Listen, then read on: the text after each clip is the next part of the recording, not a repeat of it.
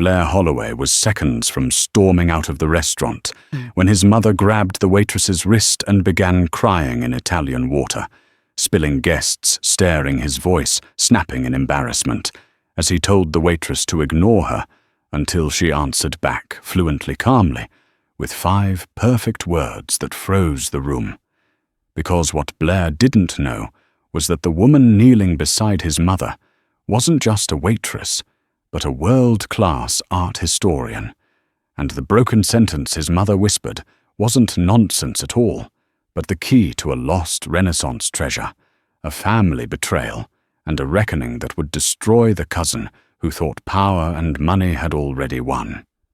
The air at Leto wasn't just air, it was a carefully curated atmosphere. It smelled of old money-seared scallops and a faint, eye-wateringly expensive perfume that seemed to be pumped through the vents. For Lena Petrova, it mostly smelled like exhaustion.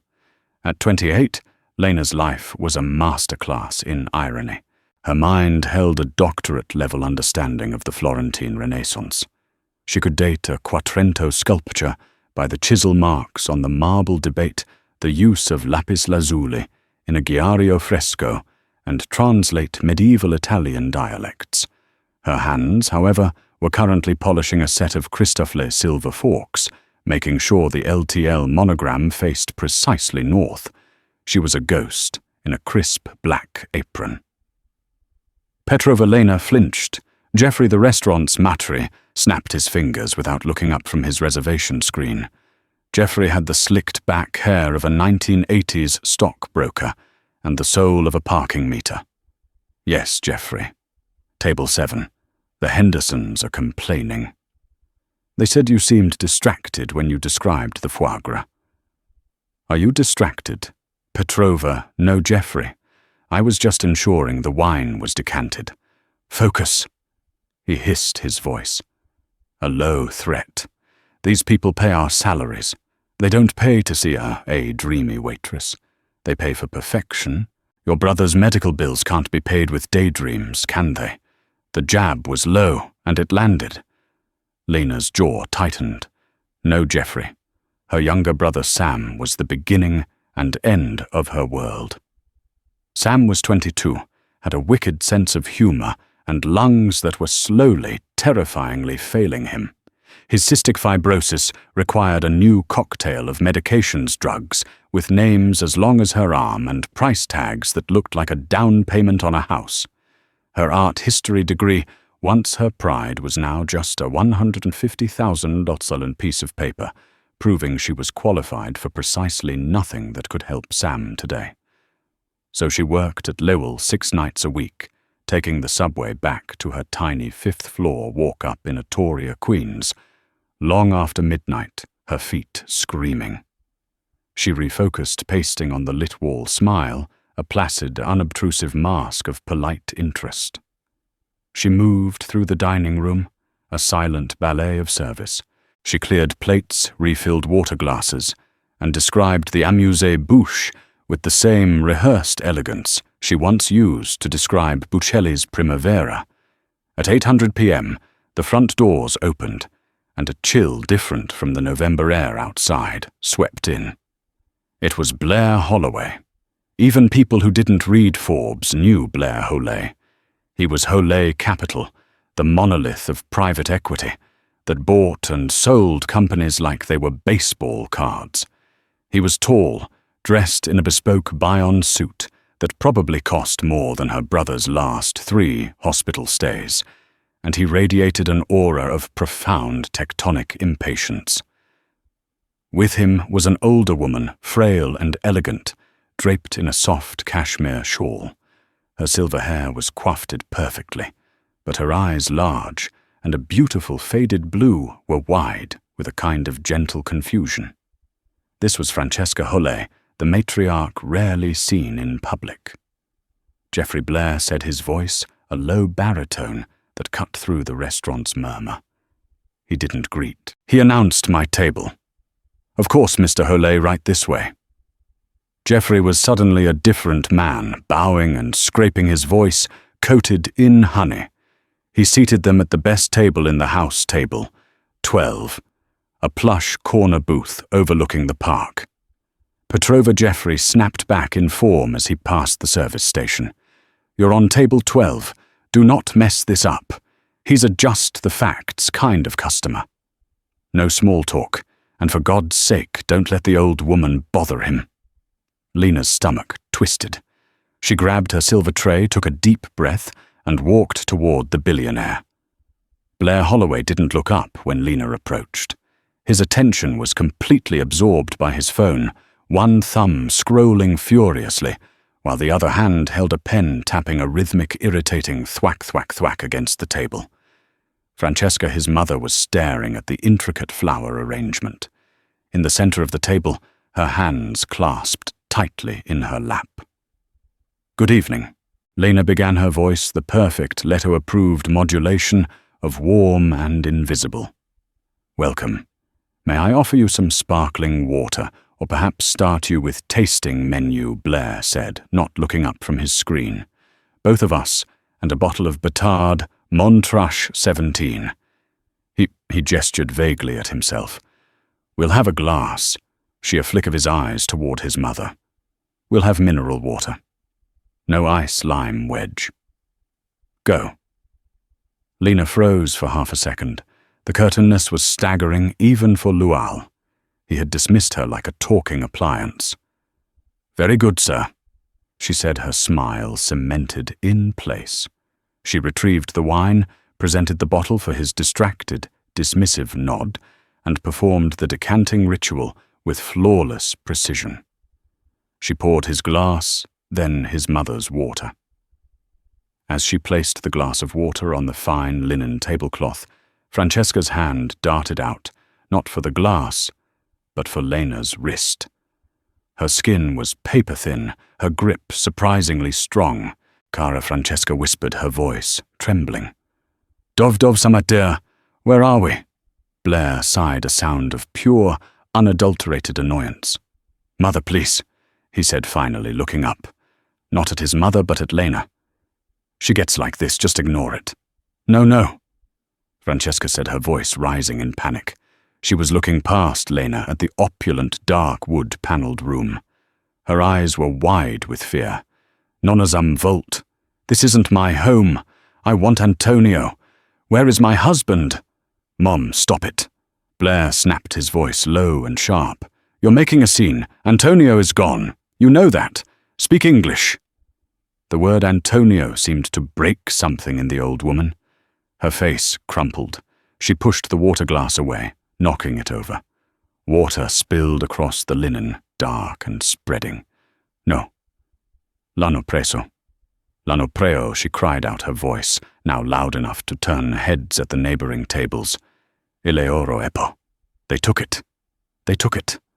The lion. Oh God, the golden lion. It's lost." Blair's face went from annoyed to thunderous. He looked like he wanted to vanish. "Jeffrey," he barked, pulling out a black Amex card. "The check. We are leaving." Jeffrey was already rushing over his face, pale. "Is everything all right, Mr. Holley? Petrova, clean this up."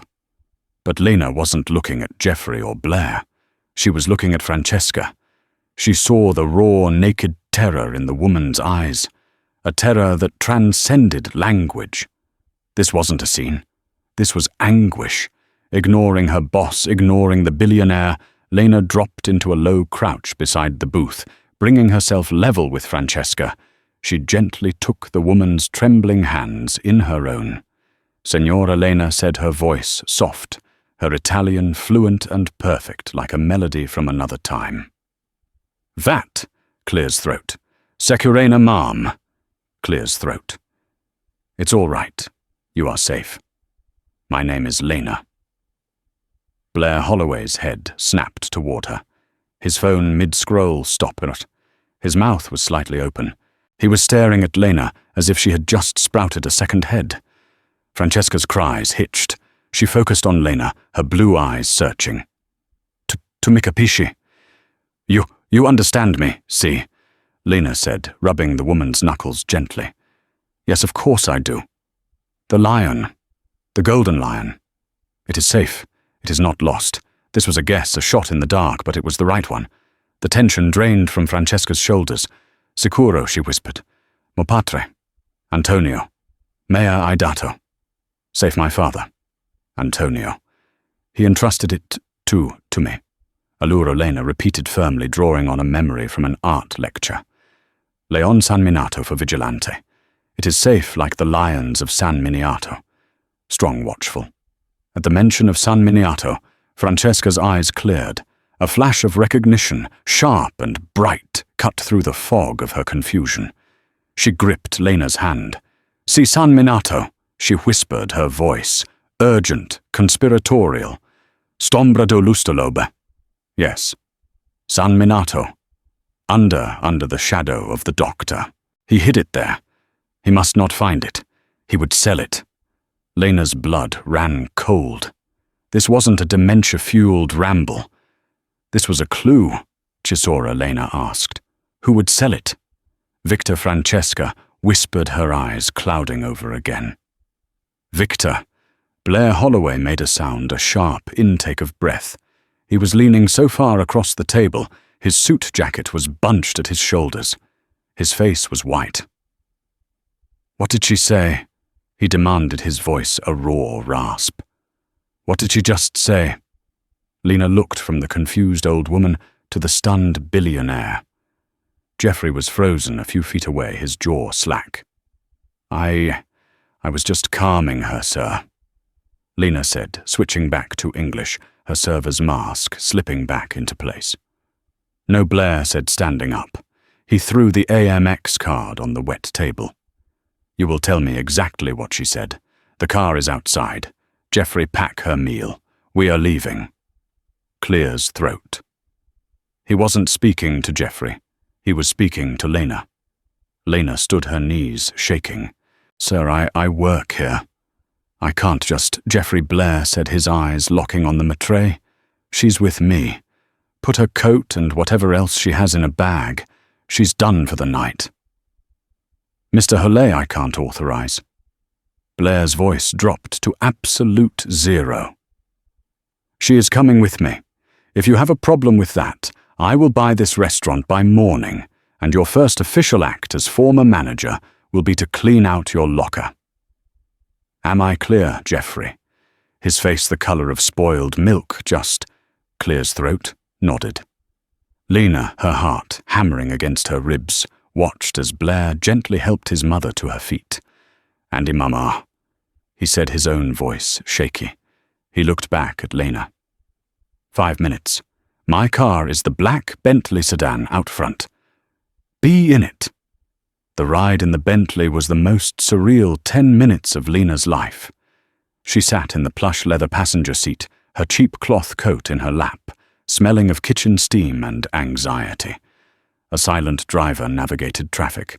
In the back, Blair sat beside his mother, who had fallen into a light, exhausted sleep, her head resting on his shoulder. Blair didn't speak. He just stared out the window, his jaw working. The thack-thwack of his pen against his phone was the only sound.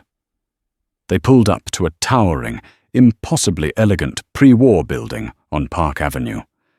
A doorman in a full uniform rushed out to open Blair's door. Wait here, Blair ordered Lena. He gently woke his mother and helped her out of the car, speaking to her in low, soothing tones. A nurse met them at the curb and took Francesca inside. Blair returned to the car, climbing into the back seat. He leaned forward, his arms resting on the front seats, his face close to Lena's. The smell of his expensive cologne was overwhelming. My car will take you home, he said. His voice was flat-controlled. Where do you live? Atoria, 34th and Ditmars. Lena whispered. He relayed the address to the driver. Then silence. The car pulled away from the curb and merged into the river of New York traffic. You're an art historian, he stated. It wasn't a question. Yes. How did you know you said San Miniato? He replied. You didn't just speak Italian. You spoke Florentine Italian. and you referenced a specific basilica. You're not just a waitress. I have a master's degree, Lena said, feeling the need to defend herself. The job market is difficult. My brother is sick. I don't care about your brother, he said, and the coldness was back like a physical blow. I care about what my mother said. Tell me verbatim. Lena stiffened. Your mother was distressed. She was confusing memory and reality. Don't, he snapped. Don't manage me, Miss Petrova. Lena Petrova. Miss Petrova. What did she say? Lena took a breath. She was afraid. She said someone had taken the golden lion. Clear's throat. I tried to calm her. I told her it was safe like the lions at San Miniato. And then Blair pressed. What did she say then? She said, yes, San Miniato, under the shadow of the doctor. He hid it there. He must not find it. He would sell it.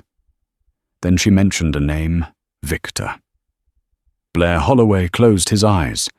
He leaned his head back against the leather and let out a long, shuddering breath that was almost a groan. He looked for the first time not like a billionaire, but like a man holding the world up by a fraying thread. Victor Donovan. My cousin, he said, his voice ragged. He's been circling my mother for months, trying to get her to sign over power of attorney, trying to get access to the Galli estate. Galli, my mother's family, the Gallis of Florence. They were prominent art collectors before the war. He sat up, his eyes boring into Lenina's in the rear-view mirror. This golden lion, Ilion Nadoro. It's not a metaphor. It's real. A small, solid gold statue from the 15th century, made by Niccolo Fanucci. It's priceless. My grandfather Antonio supposedly hid it before the Nazis ransacked their villa. It was lost. Everyone assumed it was melted down or in some private Swiss vault. Fanucci, Lena breathed. The Leonadoro, I've read about it. It's a legend. The lost lion of the Medi. It was believed to be a gift to Lorenzo de' Medici himself. My mother Blair said, is the only person alive who knew where her father hid it. And with her, her dementia, the secret has been locked away until tonight. You unlocked it. Under the shadow of the doctor at San Miniato, he was vibrating with a new, frantic energy. The car pulled up outside Lena's crumbling, 6-story apartment building. Sir, I'm glad I could help. I'm not asking for help, Miss Petrova. I'm hiring you. Hiring me as what a translator. As a consultant, as the key, I need you to find that statue. My mother, she's fading. Finding this, securing her father's legacy before Victor can steal it. It's the last thing I can do for her. Mr. Holloway, I can't, Lena said, her heart sinking. That's in Florence. I have a job. I have my brother. I can't just leave. Your job, he said with a cruel laugh. You think Jeffrey is going to welcome you back tomorrow after you walked out with me? You're fired, Miss Petrova. I just did you the favor of making the decision easy. Lena's stomach plummeted. He was right. She was jobless. My brother. She stressed her voice, shaking with anger and fear. I told you I don't care about your brother, he said. He reached into his suit jacket and pulled out a thick, cream-colored envelope. But I care about results. He handed it to her. Lena opened it. Inside was a stack of $100 bills. She couldn't breathe. It had to be $10,000. Underneath the cash was a printed voucher for a first-class ticket on Alitalia, departing from JFK to Florence FLR at 8:00 p.m. the next day, and under that, a handwritten note on Hole Capital Stationery. Ms. Petrova, you have a skill I need. My mother responded to you in a way she hasn't responded to anyone, including me, in years. The clue she gave you is the only lead I have. This money is a retainer. It will cover your brother's care, your lost wages, and your silence. The ticket is your choice. I am flying to Florence tonight. I will be at the Hotel Savoy. If you come, you will help me recover a piece of history. If you succeed, you will never have to worry about your brother's medical bills again. This isn't a plea. It's a transaction. I need your mind. Come to Florence. Find the lion. A car will be here tomorrow at 5:00 p.m. to take you to JFK. If you are not in it, I will assume no, and you will never hear from me again. B. Holloway. Lena looked at the money at the ticket, and then at the cold, handsome face of the man in the back seat. He had just fired her, insulted her, and then offered her the one thing she'd never had a way out. "This is insane," she whispered. "It is," Blair agreed. "The car will be here at 5. I hope for my mother's sake you're in it." The driver was already out, holding her door open. Numb. Lena got out of the car. The Bentley didn't wait.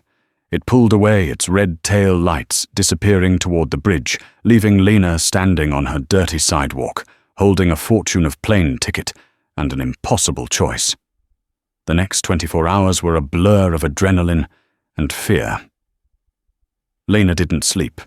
She first called her brother Sam, who was at their aunt's house in New Jersey for the week. "Sam, I have to go on a trip for work. Work, you mean the restaurant they're sending you to." What a wine tasting. He coughed a wet, barking sound that made her heart seize. "Something like that," she lied. "It's a private client in Italy. Walena, Italy." "Like Italy? Italy? That's amazing." You sound weird. Are you okay?" "I'm fine, Sam. I'm putting a large sum of money into your medical account, enough to cover the trick for at least 6 months. There was silence on the other end. "Lena, where did you get that kind of money? Did you do something stupid?" "No," she said, her voice firm. "I'm just finally using my degree. I'm being paid for what I know, not for what I can carry. I'll call you from Florence. I love you." She hung up before he could ask more questions. She paid her rent 3 months in advance, slipped $500 under her neighbor Mrs. Gable's door with a note to watch her apartment, and packed a small suitcase. At 4:59 p.m., she was standing on the curb. At 5 p.m., a black Mercedes S-Class pulled up. The flight was an out-of-body experience, first class. She had a suite with a door that closed. They served her champagne. Real champagne, not the 12-odd glass Procco she served at Leto. She slept fitfully, her dreams a strange mix of Sam's coughing, Francesca's whispered Italian, and Blair Holloway's cold, demanding eyes. She landed at Fens-Pareta Airport. The air felt different. It was soft-smelling of cypress and diesel. She walked through customs in a daze. He was waiting for her, not a driver. Blair Holloway himself. He looked exhausted. He'd traded the suit for dark trousers and a grey cashmere sweater. He wasn't on his phone. "You came," he, Clear's throat said. It wasn't a question, but a statement of relief. "You left me with no job and a $10,000 guilt trip," Lena replied, pulling her suitcase. "Of course I came." A small, surprised smile twitched at his lips. "Fair enough. This way." His car, a black Maserati, was parked illegally just outside. They drove in silence for a moment, winding through the narrow streets that were older than America itself. "My mother is stable," he said, staring at the road. "I have her in a private clinic here. The clinic of Villa Donati. The change of scenery. I thought it might help. It hasn't. You brought her to Florence. She was born here. I was hoping something would jog her memory." He gripped the steering wheel. And then, of course, he showed up. "Victor." "Victor."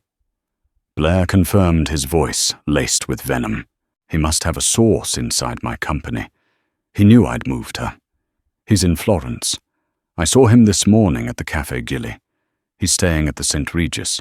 He's watching me, which means he's now watching you." Lena's blood chilled. What does he look like? Like a predator in a zinnia suit. Oily, smug. He knows I'm looking. He just doesn't know what I'm looking for. He thinks it's a lost bank account. He doesn't know about the Finucci.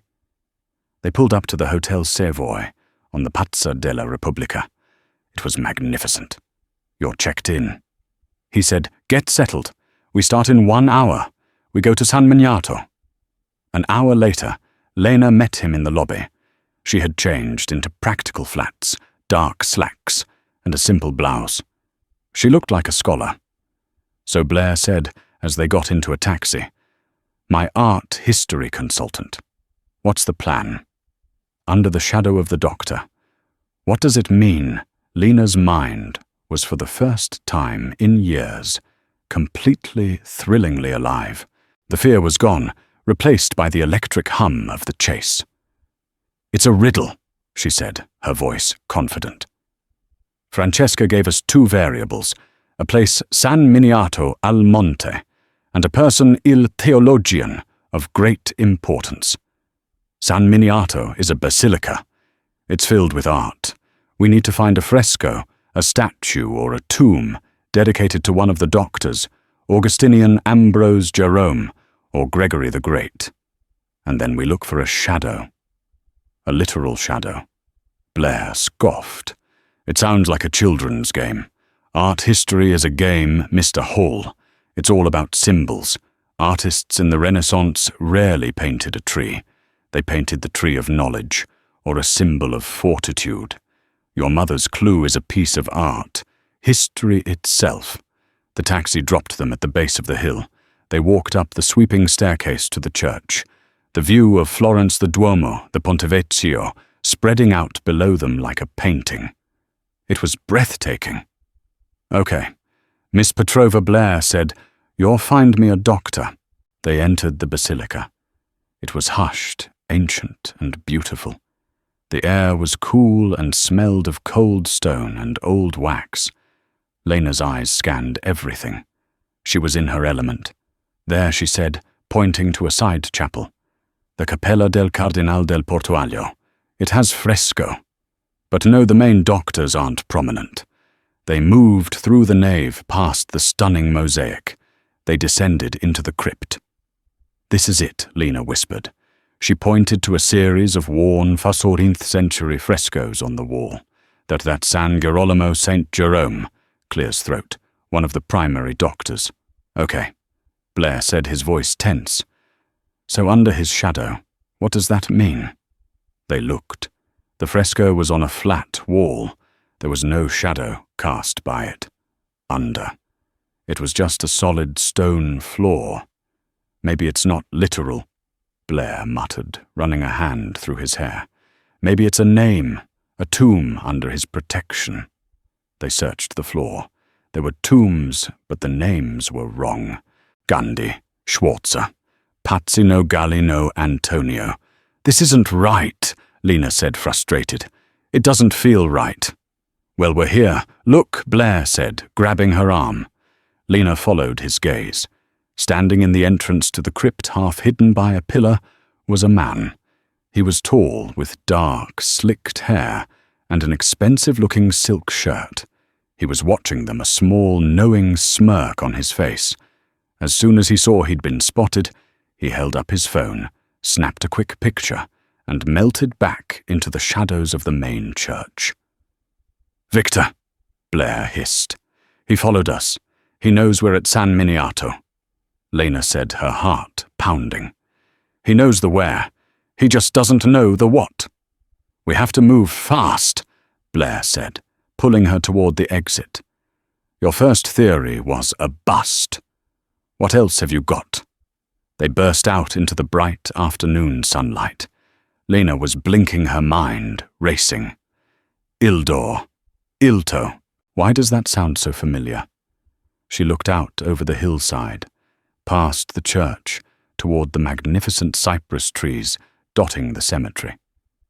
She wasn't speaking as an art historian, Lena said, thinking aloud. She was speaking as a child in Florence. What would the doctor mean to a child? A doctor, Blair said unhelpfully. A physician. No, not a doctor, Lena said. and then it hit her. It was a jolt so powerful she stopped walking. Oh my God. What, it's not a person, she breathed. It's a character, Mr. Hollet. What was the most terrifying thing to happen in Florence's history? Worse than the Nazis, I don't know. The plague, the Black Death, Lena said. And what is the most famous symbol of the plague? The Dottore della Peste, the plague doctor, the man in the mask with the long, bird-like beak. A plague doctor, mask. Blair was lost. What does that have to do with anything? It's a symbol, a shadow. But it's not a shadow from the sun.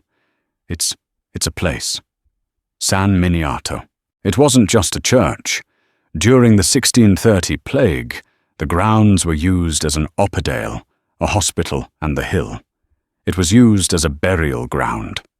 There's a nuare here, a crypt for the plague victims, where he demanded.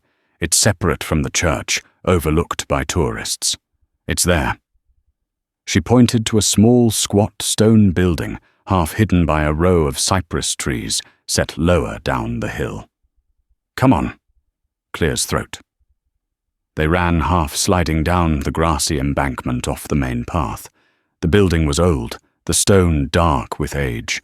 A heavy wooden door was padlocked. It's locked, Blair said, yanking on the rusted metal. We don't need to go in, Lena said, her eyes scanning the foundation. She said under the shadow, we need to look around it. Look for a mark. They split up, circling the small building. Lena Blair called. She ran to where he was, on the side of the crypt that faced away from the main church, hidden from the path. He was pointing at the foundation just above the soil line. There, so worn by time it was barely visible, was a carving. It was small, no bigger than a man's hand. It was a plague doctor's mask. This is it, Lena whispered, her fingers tracing the outline of the long, hooked beak. Stombra del Do. It's under the shadow. It's under the carving, Blair said, his voice electric. He dropped to his knees and began digging at the hard-packed dirt and loose stones beneath the carving. Wait, Lena said, grabbing his arm. What Victor could be here any second. We're not the only ones here, Lena said, her voice low. A car door slammed farther down the hill. 2 men were walking up the path. One was Victor. The other was a large, heavy-set man who did not look like a tourist. Well, well, cousin, Victor called out, his voice smooth and amused. Playing in the dirt. Did you lose something, or... His eyes flicked to Lena. Did you find something? Blair stood up, slowly positioning himself between Lena and the 2 men. His expensive cashmere sweater was now smeared with 14th century dirt. Go home, Victor, Blair said, his voice a low growl. This has nothing to do with you. Oh, I think it does, Victor said, stopping about 10 neft away. The large man, his associate, stood just behind him, arms crossed. You see, Aunt Francesca has been unclear about the disposition of the Galli family assets. As a concerned relative, I feel it's my duty to protect them, especially from treasure hunters. His eyes read over Lena with open disdain, and their new, very pretty assistants. She's not an assistant, Blair said. No. Victor smiled. What is she then? The help you flew in from New York. I saw her at Leto. You must be truly desperate, cousin, to hire a waitress for this. The insult was meant to sting, to reduce Lena back to what she was. But Lena wasn't polishing silver anymore. She was on the verge of solving a 500-year-old mystery. We found a carving, Victor, Lena, said, her voice clear and steady. A do della peste. Does that mean anything to you? Or is your research limited to bullying old women? Victor's smile faltered. The large man took a step forward. Smart, Victor said, his voice losing its oily charm. Smarter than him anyway. He's been looking for years. Bank vaults, Swiss accounts. He never thought to look in the ground. He never understood Aunt Francesca. But you do, don't you? Get out of our way, Blair said. I don't think so, Victor replied. I've been patient. I let you two run around the church playing your little game. But now you're here, and I want what's in that hole." "You don't even know what it is," Lena challenged. "It's small, it's valuable. Kumor, and it's bickin'," Victor snarled. "Dimitri," he gestured to the large man. "Get it." Dimitri moved forward. Blair stepped in his path, but the man was a bull. He shoved Blair aside with one arm. Clear's throat. Blair stumbled, falling hard against the stone crypt. Dimitri knelt where Blair had been digging. He pulled a small steel crowbar from his jacket and began to pry at the stones. "No!" Lena shouted. She moved to stop him, but Victor grabbed her arm, his fingers digging in like claws. "Don't be a fool, sweetheart. You're out of your league. Get your hands off her," Blair roared, scrambling to his feet. Dimitri let out a grunt of effort. A large foundation stone shifted and came loose. He reached into the dark cavity behind it. His hand came out holding a small, rotting leather satchel. It was damp and dark with age. "Give it to me," Victor demanded, his eyes wide and greedy. He let go of Lena and snatched the bag from Dimitri. His hands trembled as he fumbled with the rusted buckle. He tore the ancient leather apart. Inside, wrapped in a surprisingly well-preserved piece of oilcloth, was a heavy object. Victor unwrapped it. Even in the fading afternoon light, it was breathtaking. It was small, perhaps 8 in long, but it was solid, heavy gold. A lion, rampant its paws, raised its mouth open in a silent, perfect roar. The craftsmanship was beyond compare. It was Eleonoro. "My God," Victor whispered, his voice full of avarice. "It's real. It's... I'm going to be richer than him." He looked at Blair with pure, venomous triumph. That Blair said, panting, does not belong to you. It belongs to the Galley family. Victor agreed. "And I am a Galley. You," he sneered, "are just a Holloway. You have no claim. Now, if you'll excuse me, Dimitri." The large man stepped in front of Blair and Lena, blocking their path. Victor carefully, lovingly wrapped the golden lion and placed it in his own jacket pocket. He turned and began to walk down the hill. "We can't just let him leave," Lena said, her heart shattering. "All this for him to win weight," Blair said. He wasn't looking at Victor. He was looking at his watch. Victor was almost to the main path. He was smiling already, spending the money in his head. Just as he reached the walkway, 2 men stepped out from behind the cypress trees, blocking his path. They were not tourists. They were tall, wore sharply tailored dark blue uniforms, and had the unmistakable air of authority. They were carabinieriers, the first officer said, his voice polite but iron hard. "Document." "Good evening, sir. May we see your documents, please?" Victor froze. "Officers, I'm a tourist. I was just leaving." "Of course," the second officer said. "But our specialized unit received a tip that someone might be attempting to remove an item of cultural heritage from these grounds. You wouldn't know anything about that, would you?" Senor Donovan Victor's face went white. He looked back up the hill. Blair was standing, brushing the dirt from his sweater. Dimitri, the large man, had his hands raised in the air. "You," Victor sputtered. "You called them the moment you set foot in Florence." "Victor," Blair called down. "I filed a report with the Comando Carabinieri to Telea Patrimonio Culturale, the art crime squad. I told them you were in town, that you were pressuring my mother, and that you intended to steal a protected family artifact. You had no proof." "I didn't need it," Blair said. "I just needed to set the trap." "And you," he gestured to Lena. "You were the bait. And you, Victor." His voice was cold as the cryptid stone. "You were the rat." "This is a family matter," Victor shouted as the officers approached him. "This," Lena said, walking down the hill to stand beside Blair, "is a national matter. The Fanucci Leon is a registered Italian treasure, Senor.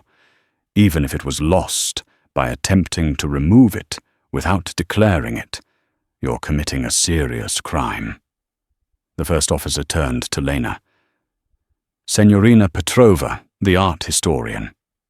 Yes, Lena said. And you, Senor Hull, yes, Blair said. And you, the officer said to Victor, are under arrest for the attempted theft of an Italian state cultural asset.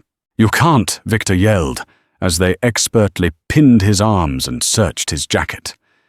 The officer retrieved the oilcloth-wrapped lion. He, Clear's throat unwrapped, one corner, looked at the gold and nodded grimly. Dimitri! Victor screamed. But Dimitri was already being cuffed by a third officer who had appeared from the woods. As they led Victor away, his face a mask of purple rage, he stared at Blair. I'll fight this. I'll tell them you planned it. His voice faded as they marched him down the hill. Lena was shaking. She looked at Blair. He looked back, his eyes unreadable. You used me, she said, her voice quiet. Yes, he admitted. I needed your expertise to find it, but I also needed an impartial witness, someone Victor would underestimate. He saw a waitress. I saw a scholar. You didn't know he'd show up. I did, Blair said. I've had a private investigator tailing him since he landed. I knew he was following us. I just had to make sure the Carabinieri were here when he made his move. Your plague doctor theory. It was brilliant. I just led the horse to water. The lead officer approached them. Senor Holloway. Signorina Petrova, the superintendent censor. The Ministry of Culture will be taking possession of the Leon for authentication and appraisal. It is, as you know, property of the Italian state, but your family's provenance will be officially recognized. It will likely be housed at the Borello Museum with the Galli family name attached. You have done Italy a great service. Lena looked at the small golden lion, now being placed carefully in a secure case. She had found it. It wasn't going to be sold. It was going to be seen. It was safe. Mr. Holloway, Lena said, turning to him. I'm done. Your transaction is complete. I want to go home. Blair looked at her, his usual mask of command gone. He just looked tired. I understand. My car is at the bottom of the hill. Let's go. The drive back to the hotel was silent, but it was a different silence from the one in New York. The tense, vibrating impatience was gone. Lena stared out the window at the Ponte Vecchio, its lights twinkling on the Arno River. She had just helped recover one of the most fabled pieces of Renaissance art. She should have been ecstatic. She just felt empty. He's right, you know, Blair said, quietly, not looking at her. Who, Victor? Yes, I am just a hallway. My mother, she's a galley. She grew up in a villa that was a museum. She spoke about art like it was alive. My father, he spoke about stock prices and hostile takeovers. I'm my father's son. I build, I acquire. I don't feel art. I just see it as an asset class. He paused, drumming his fingers on the steering wheel. I've been trying to find that lion for a decade. I hired private investigators, art historians from Suri's researchers. They all looked in the wrong places. They looked in ledgers, in bank records.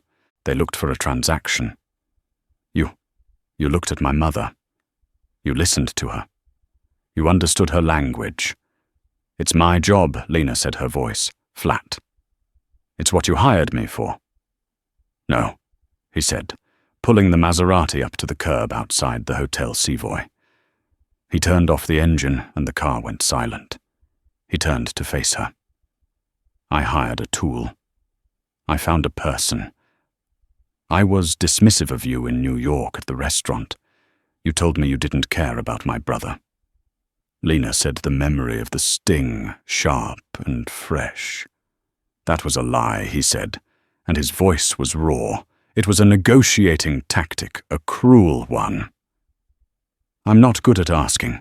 I'm good at directing. I knew you wouldn't come for me. I knew you wouldn't come for the art. But I knew you'd come for your brother. I used that. Yes, you did. My mother is at the Villa Donati. She's having a good day. The nurse told me she's lucid. I'm going to see her. I'm going to tell her the lion is safe. He hesitated. Will you come with me? I want you to tell her. She'll want to hear it in Italian. Lena looked at his face. The billionaire mask was gone. This was just a son desperate to connect with his mother who didn't know how. Yes, Mr. Holloway, she said. I'll come. Blair, he said. My name is Blair. The Clinica Villa Donati was high in the hills of Fiole, overlooking the city. It was beautiful and quiet. Francesca was sitting on a balcony, wrapped in a blanket, staring at the Duomo in the distance. Mamma, Blair said softly, approaching her. She turned. Her eyes were clear. Blair tesor mio. I brought someone. Mamma, you remember her from New York. Lena Francesca looked at Lena. A slow smile spread across her face. Later kept parla lingua, the girl who speaks my language. Lena knelt beside her wheelchair just as she had in the restaurant. Si sora sogno. Yes, Mom. It's me. I had a dream, Francesca whispered, reaching for Lena's hand. Uno delide. A dream of the lion and of my father. Sora Lena said, her voice gentle. Nona uno. It wasn't a dream. She looked at Blair, who nodded, his throat tight. We found it, Mom. We found the golden lion. It was under the shadow of the doctor at San Miniato, just like you said. Francesca's eyes filled with tears. She looked at Blair, then back at Lena. Mo padre Antonio Lanosto. I was a little girl. He made me promise. Non dimenticare, he said. Don't forget the doctor. I was so afraid I had forgotten. Non hinticato, Lena whispered. You didn't forget sicuro. Is it safe? See, Blair said, his own voice thick. It's safe, Mamma. It's going to the Barello. All of Florence will see it. Il Doro della Famiglia Gali. The Gali family gift. Francesca squeezed Lena's hand. She looked at her son. Too light. Roato. You found it. No, Mamma Blair said, placing his hand over both of theirs. Noi labato. No, Mamma. We found it. Francesca smiled a smile of pure, unburdened peace. She closed her eyes, still holding their hands. And for the first time in a long, long time, she rested. Lena's flight back to New York was booked for the next morning. Blair drove her to the airport. The comfortable silence was back. So he said, as they pulled up to the departures terminal. You're going back. Yes. Back to Atoria. To what, another restaurant? I'll find something. I'm good at surviving. Mr. Hull Blair, he corrected her automatically. He killed the engine. Don't go back to a restaurant, Lena. It's a waste. My brother's bills won't pay themselves. The retainer you gave me was generous, but it won't last forever.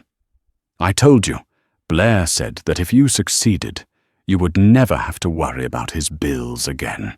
I meant it. The Hollow Foundation is taking over Sam's medical care, all of it, for as long as he needs it. My family office is drafting the paperwork now. Lena was speechless. I can't accept that. That's too much. It's not, Blair said. It's a fraction of what that lion is worth. But more than that, it's what you're worth. Which brings me to my next point. He reached into the back seat and pulled out a thick, leather-bound portfolio. Holloway Capital has a private art collection. It's my father's. It's eclectic, which is a polite word for a mess. It's full of expensive, soulless pieces. Trophies. It has no focus. It has no story. He handed the portfolio to her. I'm dissolving my father's collection. I'm starting a new one. The Galley Hollow collection. It will be based on my mother's legacy. It will focus on Renaissance and RT, art that means something. Art with a secret. Art that was lost and found. That's a beautiful idea, Lena said, her voice small. It's just an idea, Blair said. I'm an investor. I don't know how to build a collection. I just know how to acquire assets. I need someone who speaks the language. I need a curator. Lena's heart stopped. I'm offering you a job, Lena. Director and Chief Curator of the Galley Holloway Collection. You'll have an office at headquarters, a staff, a budget that I suspect you'll find appropriate. You won't be serving wine to men like me. You'll be telling men like me what to buy and why. Lena looked at him stunned. You're serious? I've never been more serious. This isn't charity. And it's not a thank you. It's a transaction just like before. I need the best. After Florence, I'm convinced that's you. You're the only person I've ever met who is both a poet and a shark. I need that. Tears pricked at Lena's eyes, and she angrily wiped them away. A poet and a shark. A real, genuine smile spread across Blair's face. It changed him completely. My car is at your disposal. If you want the job, tell the driver to take you to the Holloway Capitol building in Manhattan. Your office is already waiting. And if I don't tell him to take you to Atoria, and the offer for your brother's care stands regardless. He got out, retrieved her bag, and handed it to the driver. He opened her door. Thank you, Lena, he said, for everything. Thank you, Blair. She got in the car, the door shut, leaving her alone in the quiet luxury. The driver looked at her in the rear-view mirror. Where to, Ms. Petrova Lena looked at the Manhattan skyline, piercing the morning fog. She thought of the smell of the LTL kitchen, of Jeffrey's sneer, of the crushing weight of Sam's medical bills. Then she thought of the cool stone of San Miniato, the electric thrill of the hunt, and the look of peace on Francesca's face. She was done with survival. It was time to thrive. Ho Capital, she said, her voice clear and strong, and please don't spare the horses. The driver smiled. Yes, ma'am. As the car merged onto the highway, Lena Petrova, the former waitress, the invisible woman, the scholar in the apron, leaned back against the leather. She was finally exactly where she was supposed to be. That single moment of compassion, speaking a language of kindness when no one else would, didn't just save an old woman's memory. It recovered a priceless piece of history and completely rewrote Lena's future. It goes to show that your true value isn't measured by the job you have, but by the knowledge you hold and the character you show when you're tested. The world is full of people like Blair, who only see the apron, and people like Victor, who only see the price tag. But then there are people like Lena who see the story hidden underneath. She didn't just get a new job. She found her destiny. And in doing so, she gave a family back its legacy. What do you think of Lena's story? Have you ever had a moment where a hidden skill changed everything? Let me know your thoughts in the comments below. We love reading your real-life stories. And if you enjoyed this, please don't forget to like, share, and subscribe for more drama you won't want to miss. Click that bell icon so you're the first to know when a new story drops.